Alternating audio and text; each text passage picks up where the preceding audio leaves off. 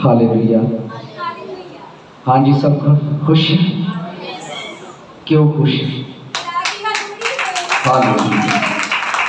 खुदा की हजूरी में हम सब खुश हैं। आवाज कम करें थोड़ी सी, क्योंकि खुदा में ही इंसान खुश रह सकता है, वरना तो वो दुख में भरा है। क्योंकि इंसान जो औरत से पैदा हुआ है वो चंद दिन का है, चंद घड़ी का है। खुदा का कलाम कहता है पर वो दुखों से भरा है। दुख इंसान के आने से नहीं है, ये खुदा का कलाम इस बात की शहादत देता है कि जो इंसान औरत से पैदा हुआ है वो चंद दिन का है और दुखों से भरा है। तो फिर आप कैसे खुश हैं? फिर आप कैसे खुश हैं? कायनात जो खुदा ने खलक की है उसमें दुख है, और दुख कुछ तो इंसान अपनी हरकतों से लेकर आते हैं और कुछ दुख दूसरों की वजह से आते हैं, और कुछ दुख है जो खुदा के लिए उठाए जाते हैं। ये तीन दुखों की बात हो रही है। लेकिन मसीही लोगों पर दुख क्यों आते हैं? मसीही खानदानों पर दुख क्यों आते हैं? क्या आप इस बात से वाकिफ हैं? क्योंकि जो खुदा में है उन पर दुख आना जरूरी है, क्योंकि खुदा ने अपने कलाम में जगह जगह पर बताया है। हम देखेंगे अय्यूब की किताब, उसका 5 बाब और उसकी 7 आयत में क्या लिखा है, जरा गौर से देखें। अय्यूब की किताब, पहले हमने इस बात को सीखा। 14 अय्यूब 14 बाब की उसकी पहली आयत में लिखा है, जो इंसान औरत से पैदा होता है वो चंद दिनों का है, पर उसकी जिंदगी जो है दुखों से भरी है। इसका मतलब है कि हमारे ऊपर दुख आना जरूरी है। हाँ जी, देखें। और दुख क्यों, किस लिए, क्यों जरूरी है, इसमें देखेंगे 5 बाब की 7 आयत में देखें अय्यूब। हाँ जी। पर जैसे चिंगारियां ऊपर ही को उड़ती हैं, वैसे ही इंसान दुख के लिए पैदा हुआ है। हाँ बिल्कुल, चिंगारियां जैसे ऊपर को उठती हैं। आपने देखा होगा कि जब लकड़ियां जलाते हैं तो उसकी चिंगारियां ऊपर को उठती हैं, वो नीचे नहीं गिरती। कलाम इस बात की शहादत दे रहा है, उसकी चिंगारियां ऊपर को उठती हैं। तो इसी तरह जब चिंगारियां ऊपर उठती हैं तो इसी तरह बाजे बैठे इंसान पर दुख लाजमी आती है, क्योंकि इंसान दुखों से भरा है। क्यों भरा? खुदा का कलाम हमें इस बात की शहादत देता है। और खास तौर पर आज हम सीखेंगे कि मसीहियों पर दुख आना क्यों जरूरी है, क्योंकि खुदा का कलाम हमें बताता है मसीहियों पर क्यों दुख जरूरी है, क्यों मसीही हर जगह हर वक्त दुख के लिए तैयार है। इन पर क्यों गालिब आता है, परेशानियां इन पर क्यों गालिब आती हैं, तकलीफें इन पर क्यों गालिब आती हैं? क्यों कभी सोचा इस बात को? क्योंकि खुदा ने हमें बनाया ही इसलिए है कि हम दुख में रहें और दुख पाकर खुदा की तसल्ली को हासिल करें। अब दुख जो आना ये हमारे लिए बड़ी बात नहीं है। जो जिंदगियां खुदा के लिए दुख उठाती हैं, तकलीफ उठाती हैं, खुदा उनके लिए अपना हाथ बढ़ाता है, अपनी कुदरत को बढ़ाता है।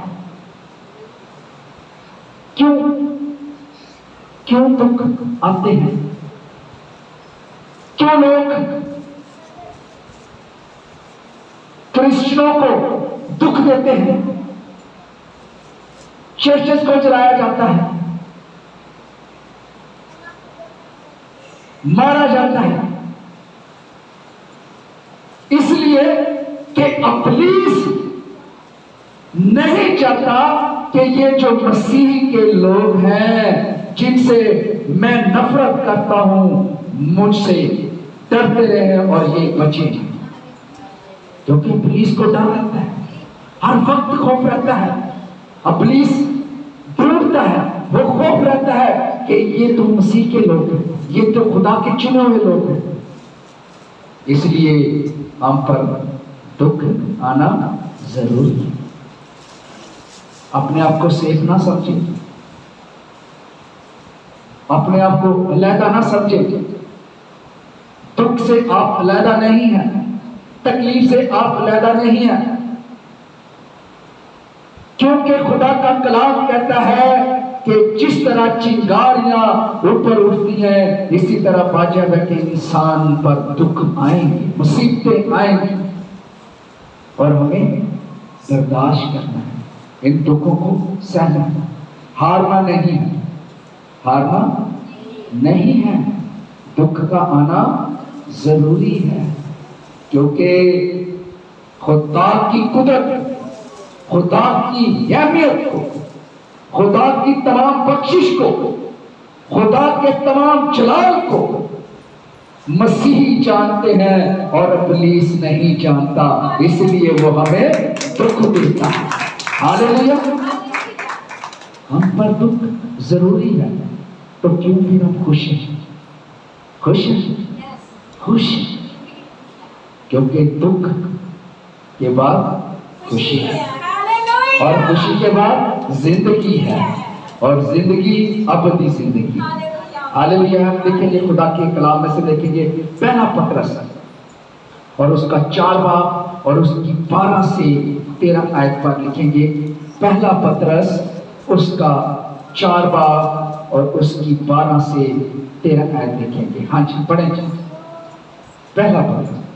ऐ प्यारो, जो मुसीबत की आग तुम्हारी आजमाइश के लिए तुम में भड़की है, जो मुसीबत की वजह से तुम्हारे अंदर बदले की आग,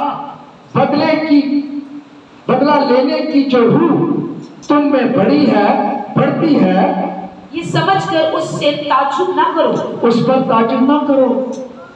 ये मत सोचो कि हम बदला लेंगे, हम अगर मुसीबत में हैं तो हम इसका बदला देंगे। अगर कोई मेरे मुंह पर थप्पड़ मारता है तो मैं उसके मुंह पर थप्पड़ मारूंगा, अगर कोई मेरा घर चलाता है मैं उसका घर चलाऊंगा। इस बात पर आप ताज्जुब ना हो, सोचिए। हाँ जी, आगे। ना करो कि एक अनोखी बात हम पर वाक़या हुई है, हाँ जी, बल्कि मसीह के दुखों में जो शरीक हो खुशी करो। हालेलुया। ये मत समझे कि ये दुख आना पर एक नई बात है, पर जो मसीह में है क्या करे? मसीह के दुखों में, मसीह के दुखों में शरीक हो और क्या करें? खुशी करो। खुशी करो। जिस तरह मसीह ने दुख उठाए, इसी तरह उसके दुखों में शरीक हो।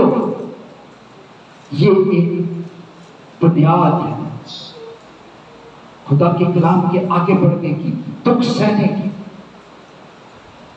बाज़ औक़ात अक्सर लोग कहते हैं कि जी दुख साढ़े वास्ते ही बने, मसीहा वास्ते बने, क्रिश्चियन कम्युनिटी वास्ते बने। क्योंकि जब खुदा का कलाम कहता है जो खुदा में है, जो मसीह में है, उसके ऊपर दुख आना जरूरी है। आप खुदा को छोड़ दें, मसीह को छोड़कर देखें, आप पर कोई दुख नहीं आएगा। ऐसा है क्योंकि मसीह का जलाल बहुत बड़ा है, उसका नाम बहुत बड़ा है। जब आपकी जिंदगी के, आपके नाम के आगे मसीह जुड़ जाता है तो यह समझ लेना कि मैंने दुख अब उठाने हैं, क्योंकि मसीह आया ही है दुख उठाने। और उसने कहा, बुलंद आवाज में कहा, अपनी सलीब उठा और मेरे पीछे चल। हालेलुया। क्योंकि दुख हमारे लिए जरूरी है, इसमें हमें मजबूत और होशियार रहना है। दुख इंसान की जिंदगी का एक हिस्सा है। मैं तो मानता हूं मसीही लोगों का एक हिस्सा है। जो मसीह खानदान है, मसीही बेटियां और बेटे हैं, इनके लिए दुख जो है वो जरूरी है। खुदा ने कहा खुश रहो, और जब तुम्हें कोई मेरे नाम से लानतान करता है, मेरे नाम से तुझे कोई सताता है, तो खुशी से ललकारना और मुझे पुकारना, खुश रहना। कितनी बड़ी बात है। तो फिर हम क्यों दुख से डरते? दुख से नहीं डरना, बुलंद उबाला होकर खुदा के जलाल को देखना है। हम देखेंगे ईमान की किताब, उसका 14 बाब और उसकी 22 आयत में क्या लिखा है। ईमान उसका 14 बाब और उसकी 22 आयत, खुदा का कलाम क्या फरमाता है। इंसान जो औरत से पैदा हुआ है वो चंद दिन का है और दुखों से भरा है। ईमान 14 बाब और उसकी 22 जी 14 बाब और उसकी 22 आयत। और शागिर्दों के दिलों को मजबूत करते जी, और ये नसीहत देते थे कि ईमान पर कायम रहो। वो शागिर्दों को इकट्ठा कर नसीहत देते थे, किस पर कायम रहो? ईमान पर। अब ईमान किस चीज को कहते हैं? ईमान क्या है? ईमान मान में मजबूत रहेगा, दुखों में मजबूत रहेगा, खुदा की कुदरत पर मजबूत रहेगा, वीरानियों में मजबूत रहेगा। आपको जो सताए जाते हैं उनके लिए दुआ करना है, आपको जो रुलाते हैं उनके लिए दुआ करना है, आपको जो पीसते हैं उनके लिए दुआ करना है, आपको जो गम देते हैं, आपके रास्ते की रुकावट जो बनते हैं उनके लिए दुआ करना है। ईमान में मजबूत होगा तो फिर जी कायम रहो। और कहते थे जरूर है कि हम बहुत मुसीबतें सहकर खुदा की बादशाही में दाखिल हों। हालेलुया। बहुत सी मुसीबतें सहकर कहां दाखिल हो? खुदा की बादशाही में दाखिल। हालेलुया। खुदा की बादशाही में दाखिल। मुसीबतों को आना, जब मुसीबतें नहीं आएंगी तो बादशाही नहीं है। आपने अंगूर को देखा है? अंगूर का गुच्छा जो होता है, क्या वो कभी अंगूर खराब होता है? आप अंगूर को चंद दिनों के लिए किसी जगह पर लटका दें तो क्या वो खराब होगा? हवाएं उस पर चलती हैं, रोशनी उस पर सूरज की चलती है, तो क्या कभी अंगूर का गुच्छा खराब होता है? बताए? हो जाता है ना? और होता है कि नहीं होता? कभी अंगूर खाया? हो जाता है कि नहीं होता? हो जाता है। अंगूर कभी खराब नहीं होता जी। अंगूर को अगर लटका दिया जाए तो वो क्या बन जाता है? सूखकर मेवा बन जाता है। क्या बन जाता है? वो अंगूर से फिर मीठा हो जाता है। इसी तरह मसीही लोगों की जिंदगी है। अगर इन्हें कोई जितना भी तंग करे, जितना भी दुख दे, जितनी भी तकलीफ में इन्हें क्यों ना रखे, और ये उन तकलीफों में सबसे मीठे बन जाते हैं। हालेलुया। ये है खुदा की मोहब्बत, ये है अपने आप को दुख में रखना। क्योंकि जिंदगी जो औरत से है वो चमकीनों की, और हम सब दुखों में भरे हैं। लेकिन दुख, ये आप सीख कर जाना है कि दुख हमारी जिंदगी पर लाज़मी है। जब दुख नहीं आएंगे तो आप कुछ नहीं बन सकते, आप निखर नहीं सकेंगे। खुदा का कलाम कहता है, अय्यूब नबी का फरमाता है, क्या हम खुदा के हाथ से सुख लें दुख ना लें? ऐसे ही है ना, सुख तो सब लेते हैं, सुख में सब साथी दुख में न कोई। सुख में तो सब साथी होते हैं, सुख में तो कहते हैं कि जो दुश्मन है वो भी दोस्त बन जाते हैं। लेकिन मजा तो तब आएगा ना जब आप दुख में होंगे। जब दुख में होंगे तो फिर आपकी लय खुदा के साथ लगेगी, उसे पुकारेंगे, और जब अपना दुख उसे सुनाएंगे तो वो आसमान छोड़कर आपके पास आ जाएगा। ये है उसकी मोहब्बत, क्योंकि दुख हमारे ऊपर लाज़मी है। आगे देखेंगे जी, यूहन्ना की इंजील उसका 16 बाब और उसकी 33 आयत में क्या लिखा है? क्या फरमाता है यीशु? 16 बाब और उसकी 33 आयत, यूहन्ना की इंजील 16 बाब की 33। मैंने तुमसे ये बातें इसलिए कही, मैंने तुमसे ये बातें इसलिए की कि तुम मुझ में इत्मीनान पाओ। क्योंकि तुम मुझ में क्या करो? इत्मीनान पाओ। इत्मीनान हासिल करना, इत्मीनान हासिल करना बहुत मुश्किल है। दुख में हंसना बहुत मुश्किल है ना। जैसे किसी बच्चे को मार दिता जाए तो उन्होंने कहा हंस तो हंसेगा। दुख में हंसना बहुत मुश्किल है। दुख में इत्मीनान को हासिल करना बहुत मुश्किल है। दुख में इत्मीनान गुम हो जाता है, आपसे छुप जाता है, दूर भाग जाता है। जब दुखों ने घेरा हो इत्मीनान आपसे दूर भाग जाता है। लेकिन यीशु ने कहा कि जैसा मैंने तुमसे कहा, पढ़े जी दोबारा। मैंने तुमसे ये बातें इसलिए कही कि तुम मुझ में इत्मीनान पाओ। आगे, दुनिया में मुसीबत उठाते हो। दुनिया में मुसीबत उठाते हो। कौन कौन दुनिया में मुसीबत उठाता है?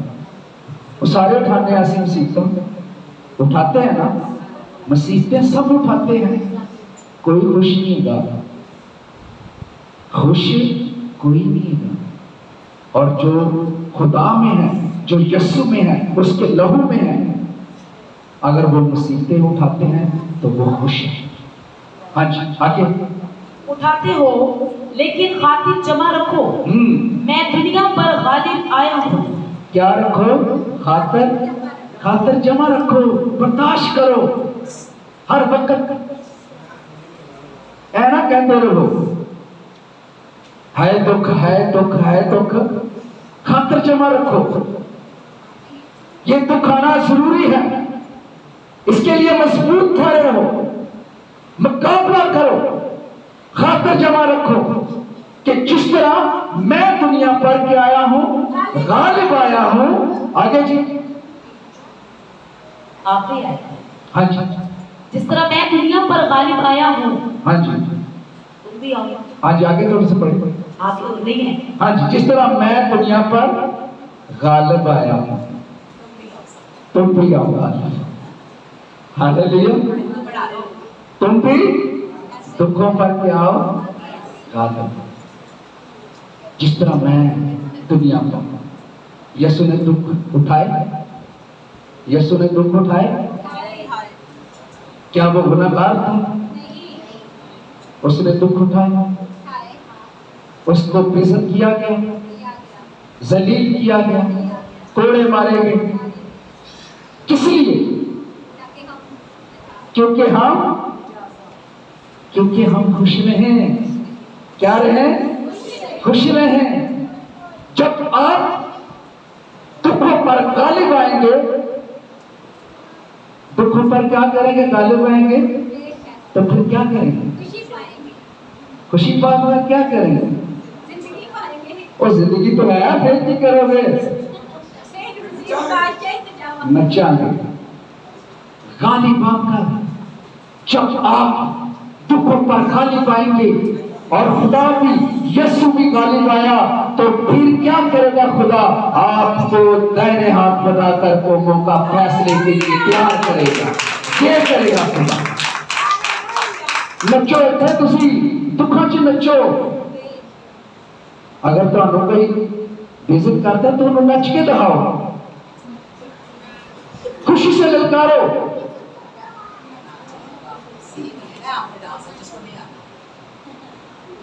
आगे देखेंगे खुदा के कलाम में से मत्ती की अंजील, उसका 5 बाब और उसकी 10 आयत में क्या लिखा है, जरा गौर से देखिए। मत्ती की अंजील उसका 5 बाब और उसकी 10 आयत। आज वो जो रास्तबाजी के सबब से सताए गए हैं। मुबारक है वो जो किसके सबब से सताए गए हैं? पैसों के सबब से, किसी को धोखा देने के सबब से, मारपीट के सबब से, किसी ने कमेटी खा के हैं, किसी ने गाला काट के। इंसान जो औरत से पैदा हुआ वो चमकीन का है, पर वो दुखों से भरा। हाँ जी, पढ़े दोबारा। मुबारक है वो जो रास्तबाजी के सबब से सताए गए हैं। मुबारक है वो जो, ये मुबारक लोगों की बात हो रही है। हमें मुबारक तो कोई नहीं है। मुबारक है सारे कहते हैं एक दिन बाहर चढ़ जाए तो बस फोन करके आते जी बच बाहर चढ़ गया, दुआ करो। खुद दुआ नहीं करनी, खुद दुआ नहीं करनी, बाजी दुआ करो। ये है जो मुबारक लोग हैं, उनके लिए आए हैं। जो मुबारक है, आप मुबारक बनना चाहते हैं तो पहले बर्दाश्त करो, दुखों को आने दो। अगर आपकी जिंदगी में दुख आएंगे तो वो आपको निखारेंगे, वो आपको कुंदन की तरह, चांदी की तरह धोकर पाक साफ करेंगे। दुखों को आना जरूरी है। ऐसा सोचो कि भाई रोटी आता ही नहीं, रोटी की तो पकेगी, की खावांगे? खुदा का शुक्र, वो देगा, उसने वादा किया। दुखों को आना जरूरी है। पर इसमें मुबारक लोगों के लिए एक आयत है जो खुदा की। मुबारक हम सब हैं जो मसीह के अंदर है, जो मसीह के बदन में है, जो मसीह के लहू से खरीदे गए हैं, वो सब मुबारक हैं। हम सब मुबारक हैं। हाँ जी, पढ़ेंगे साथ। सताए गए हैं क्योंकि आसमान की बादशाही उन्हीं की है। पाकिस्तान की बादशाही उन्हीं की है। पाकिस्तान की बादशाही किसकी है? आसमान की। वाह, आसमान की बादशाही है, जमीन की नहीं। ये दुनिया की बादशाही नहीं खुदा दे रहा। ये तो बादशाही देखिए हमारे मुल्क के क्या हालात हैं, सारे भागते जा रहे हैं, सब भागे हैं, मुल्क से निकलते जा रहे हैं। और फिर भी क्रिश्चियन जो कम्युनिटी है, क्रिश्चियन जो लोग हैं, हम पाकिस्तान के लिए, हम इस मुल्क के लिए, क्योंकि ये मुल्क पाकिस्तान हमारा है, हम फिर भी यहां रहेंगे और इसके लिए बेहतरी के लिए दुआ करते रहेंगे। ये पाकिस्तान की बादशाही नहीं देगा आपको, ये दुनिया की बादशाही नहीं देगा, घर की बादशाही नहीं देगा, महल्ले की बादशाही की बात नहीं हो रही। ये आसमान की बादशाह की बात हो रही है, जो वो मुझे और आपको देगा। कब देगा? जब हम दुखों में सब्र करेंगे, बर्दाश्त करेंगे। दुख हमारे लिए, मसीही लोगों के लिए है, जिनके आगे मसीह लिखा गया है, वो मसीह है, उनके लिए दुख लिखा गया है, क्योंकि हमने दुखों को पाना है। और जब हमारी जिंदगी में दुख होंगे तो फिर हम खुदा की बादशाही में दाखिल होंगे। कितना अच्छा वक्त होगा वो। उसमें ना, मैं अक्सर गीत गाता हूं, हर पासे सुख ते आराम होगा, हत्थां विच जिंदगी दा जाम होएगा, हैं? रोटी ते कपड़े दी लोड़ होगी, उथे किसी चीज दी ना थोड़। हालेलुया! ये है आसमान की बादशाही। ये मुझे और आपको खुदा की जलाल से अपनी बादशाही दिखाना चाहते हैं। लेकिन लिखा है, इस आयत को जरूर अपने ज़हन में रखना है कि जो इंसान औरत से पैदा हुआ है वो चंद दिन का है, पर वो दुखों से भरा है। पर मसीहों के लिए दुख ज्यादा है, मसीहों के लिए परेशानियां ज्यादा, मसीहों के लिए बहुत से कठिन वक्त है और आने वाले हैं। ये तो अभी कुछ नहीं है, अभी तो बहुत कठिन दुख हम पर होंगे।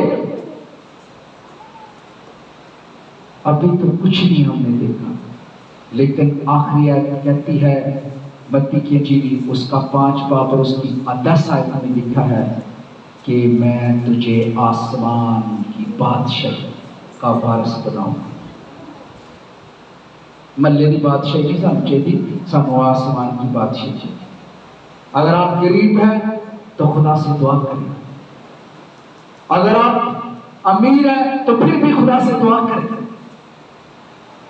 और खुदा से हर वक्त मांगता रहा करें, क्योंकि खुदा सब कुछ देने की कुदरत रखता है, उसका अबर है। हमें खुश होना चाहिए कि हम जमीन के नहीं बल्कि आसमान के वारिस हैं। हमारे आसमान की बादशाही हमें मिलेगी, जमीन की नहीं मिलेगी, क्योंकि आसमान की बादशाही में वही जाएंगे जो हमारे होंगे, जो मसीह के होंगे, जिन्होंने बर्दाश्त किया होगा, दुखों को बर्दाश्त किया होगा और अपनी सलीब उठाकर खुदा के पीछे चलने वाले लोग। Hallelujah, hallelujah. एक मैं बात बताना चाहता हूं, लिखी है, जमाने की बातों पर नहीं, हर तेरे लिखे कलाम की हर बात पर ठहरना सीखा। जमाने की बातों पर नहीं, हर तेरे कलाम की हर बात पर जो तेरे मुंह से निकली है, जब मैं उसे सुनता हूं तो मैंने ठहरना सीखा है। हो जो कैसे भी हालात हो, जो कैसे भी हालात दुख भरे हों, मुसीबत भरे हों, जिस तरह के मर्जी मेरे हालात क्यों ना हो, मेरे मकाम क्यों ना हो, तेरी तरफ नजरों को उठाकर जीना सीखा। हालेलुया। तेरी तरफ नजरों को उठाकर जीना सीखा। तो अपनी जिंदगी में आज सीख लें कि हम जैसे भी हैं, हम दुख में क्यों ना हो, बल्कि हमने हमेशा खुदा का शुक्र करना और चेहरे उदास नहीं बनाए। अगर कोई दुश्मन आपको तकलीफ देता है, कोई मारने के लिए आता है, तो आप उसके सामने मुस्कुराएं, डांस करें, जैसे भाई कह रहा था, उसके आगे नाचें, खुशी से ललकारें, क्योंकि तुम्हारा अजर बड़ा है। Hallelujah, hallelujah.